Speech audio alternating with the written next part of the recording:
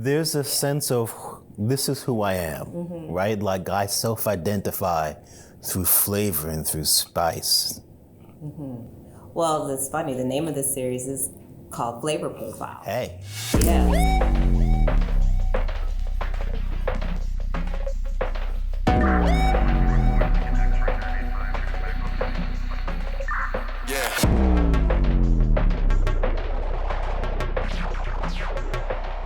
Blacks have been distilling liquors for centuries, but not one North American distillery was Black-owned until well into the 21st century. When Wall Street executive turned distiller Jackie Summers launched Red Hook's Sorel Liqueurs in 2012 and found out he was the only Black with a license to make liquor, it shook him. The man from Queens, New York, who named his fine spirits brand Jack from Brooklyn, transformed a West African medicinal drink handed down from his Bayesian grandparents into a cocktail industry hit. But his red drink story actually began with a very sobering, life-changing event, followed by wild success and then sudden loss, only to have life breathe into it once again in a multi-million-dollar comeback. On this episode of Flavor Profile, we sat down and spoke with Jackie as he shared this real roller coaster of a tale. I was born in Queens. My parents bought a house in Jamaica in 1962. They were the only Black family around for miles, so I can't even imagine what they went through. By the time I was born, it was an all-Black neighborhood.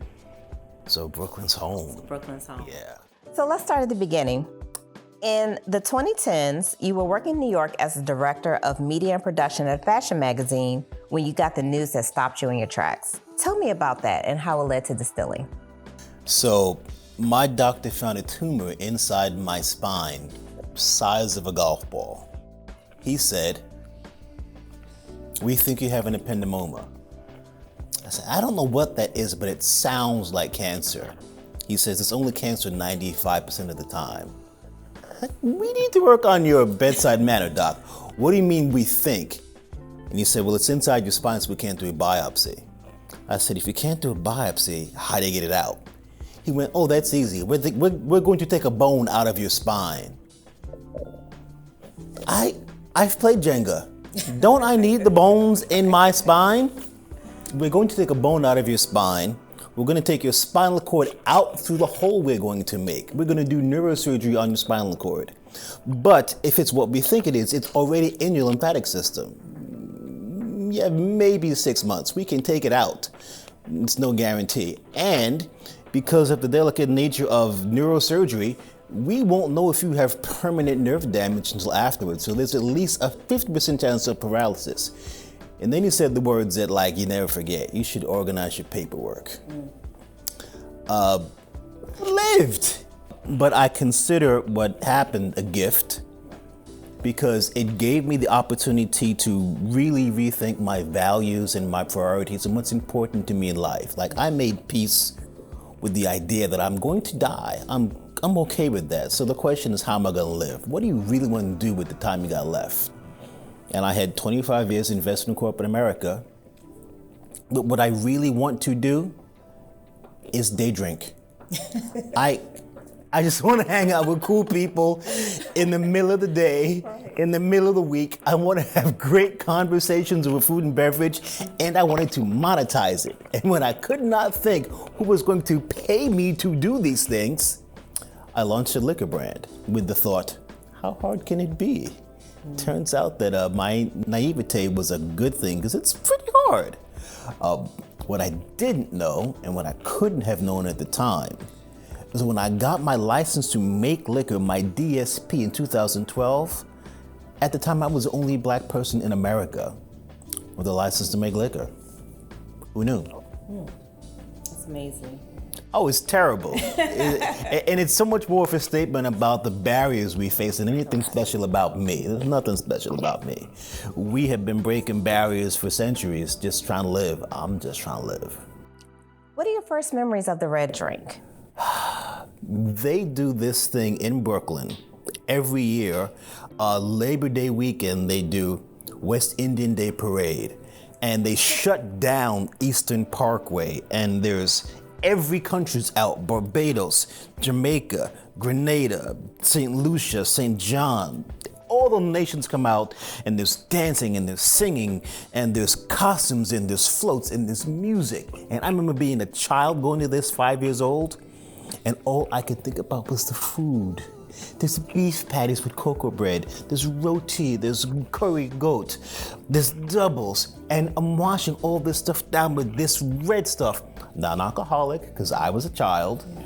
Both of my grandparents came from the Caribbean in 1920 to Harlem, New York. So this was a beverage I grew up with. I've known it all my life. I made a version of it in my kitchen for friends and family. For almost 20 years, never thought twice about it. There's a sense of, this is who I am, right? Like I self-identify through flavor and through spice. Yeah. How were you inspired to transform the ancestral hibiscus drink to the Sorel Liqueur? Well, the joke I tell at this point is, if you think you have a good idea that no one's ever thought of it before, it's probably a terrible idea. There's probably a reason why no one has done this before.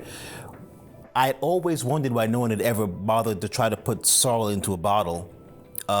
There's a couple of reasons. The first thing is, hibiscus is so tart, it's so acidic, most people just compensate by dousing it in sugar, and the result is syrupy and cloying and just not fun.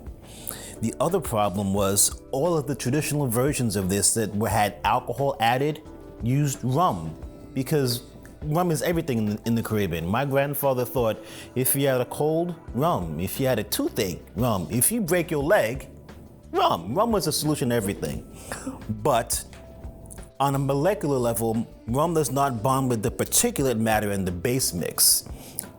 So the two problems I solved were A, I compensated for the acidity of the hibiscus by rounding it out with other spices. So cinnamon for warmth, and ginger to mask the alcohol, and clove for brightness, and nutmeg for the dry woody finish. It lets me pull the sugar level way, way back, because all those spices who want to be dominant in the right proportion, they're just playing and dancing and complimenting each other and having a good time.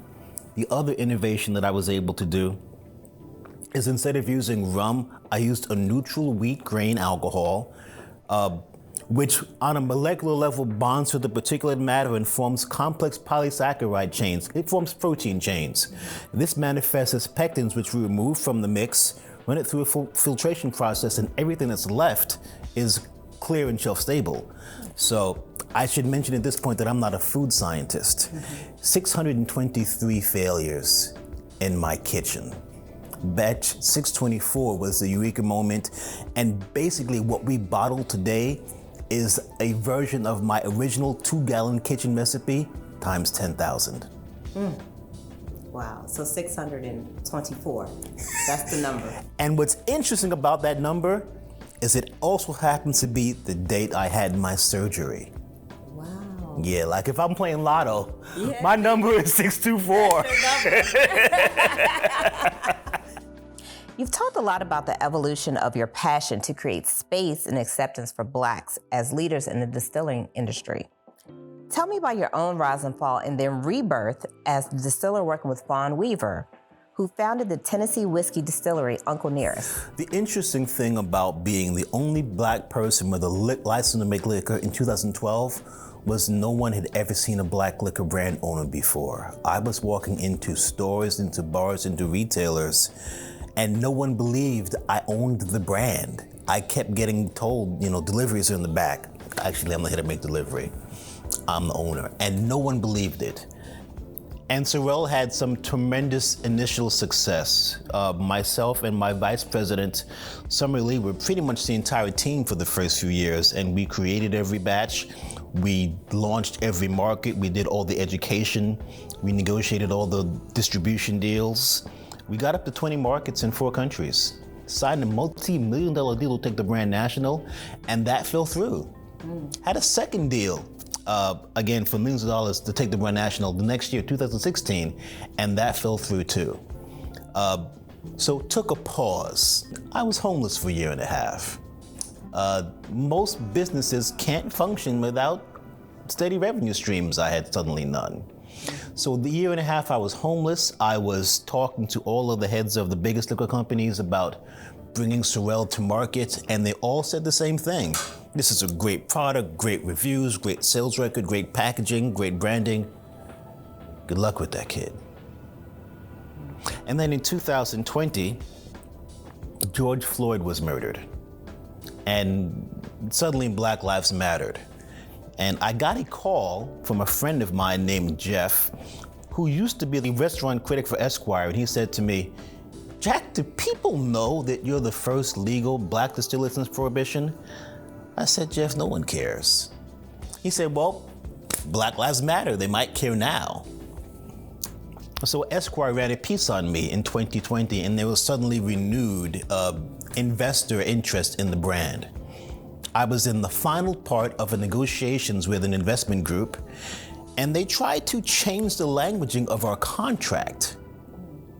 And so I did the thing that I'm not good at, and I'm still working on, and I reached out to Fawn Weaver, who I knew from the speaking circuit, for help. And all I said was, Fawn, I've hit a stumbling block with my investment group. Can you offer any guidance? The next day we had a guarantee of funding. Fawn does not play. And we have had a great relationship with Uncle Nera since then. They have carved a path that no other Black-owned brand has, and we are honored every day to be associated with them. What does the future of Sorel and your brand look like today? We are launching 15 markets this year, including the Caribbean. We'll be in 35 states and 5 countries by the end of the year. But the truth of the matter is, Sorel was always just proof of concept. The idea, which became Sorel, sat in the Caribbean for centuries, and no one ever thought to put it into a bottle. My concept, the concept behind my company, Jack from Brooklyn, which owns Sorel, has always been, how many other things are out there like this, with deep cultural significance to a marginalized community, that are delicious, that no one has tried to apply science to make them shelf-stable and manufacturable and marketable. My job, over however many days I've got left on the planet, will be to find those beverages, to science them to the point where they can be manufactured and still taste like someone's grandma made it. And then to find people from those cultures and vest them in the company so that we're not culturally appropriating. I think that there are lots of new flavors to bring to the world. And when I say new, I don't mean new in the sense that they didn't exist before. I mean, most people are unaware of them. And I believe that I'll never have to do a gin, a vodka, a rum, a mezcal, a tequila, a whiskey. God bless the people who are doing those and doing those well. The future of Sorel is to be the tentpole for a lot of single brands which represent a lot of cultures. What are your favorite Sorel cocktails? So the beauty of Sorel when it comes to cocktails, there's 2 things. The first thing is it's delicious hot or cold. Serve it hot and all of the floral notes go to the back, and then it's just baking spice notes. So there's cinnamon and nutmeg, and it's just warm and inviting. Serve it cold and the baking spice notes go to the back, and then it's fruity and floral. So I always tell people our cocktails are seasonal. The other beautiful thing about Sorel is it mixes with everything. I hired a food scientist last year, PhD chemist, master sommelier, born blind. The joke he tells is he says he can see flavor, and I believe him.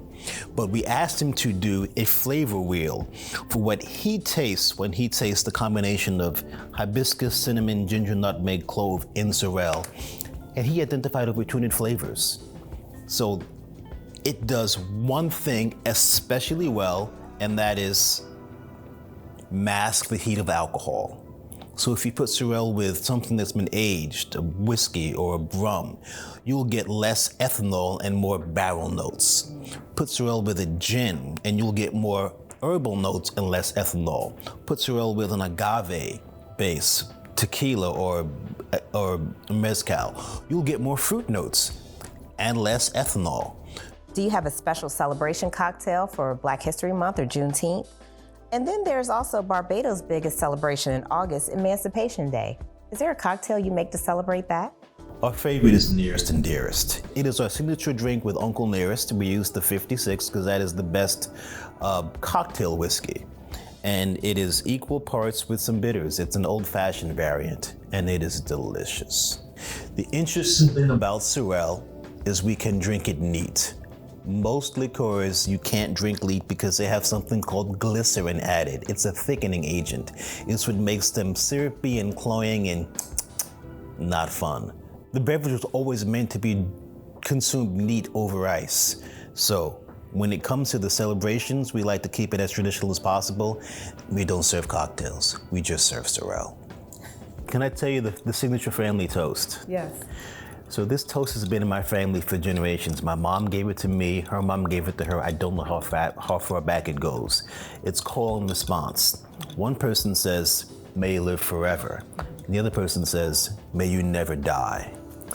I gave this toast for decades and didn't understand it because everybody dies, nobody lives forever.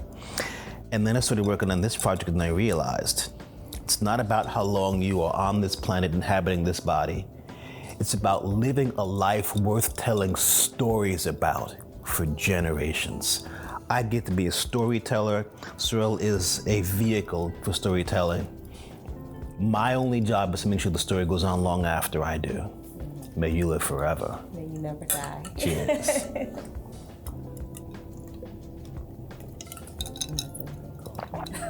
Right? All the fruit.